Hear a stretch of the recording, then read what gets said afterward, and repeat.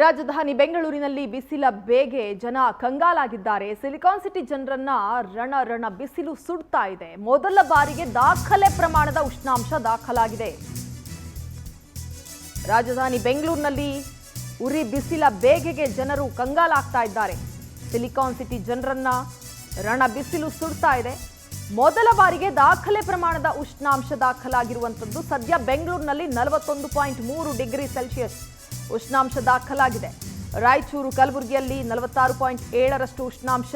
ನಿನ್ನೆ ಕಲಬುರಗಿ, ರಾಯಚೂರು, ಯಾದಗಿರಿ, ವಿಜಯಪುರ, ಕೊಪ್ಪಳ ಸೇರಿದಂತೆ ಹಲವು ಜಿಲ್ಲೆಗಳಲ್ಲಿ 45 ಡಿಗ್ರಿ ಉಷ್ಣಾಂಶ ದಾಖಲಾಗಿದೆ. ಕರ್ನಾಟಕದ 25 ಜಿಲ್ಲೆಗಳಲ್ಲಿ ಉಷ್ಣಾಂಶ ಹೆಚ್ಚಾಗಿದೆ. ಬಿರು ಬೇಸಿಗೆಯಲ್ಲಿ ಜನರು ಕಂಗಾಲಾಗ್ತಿದ್ದಾರೆ. ಅತಿ ಹೆಚ್ಚು ಉಷ್ಣಾಂಶ ಈ ಬಾರಿ ದಾಖಲಾಗಿರುವಂಥದ್ದು.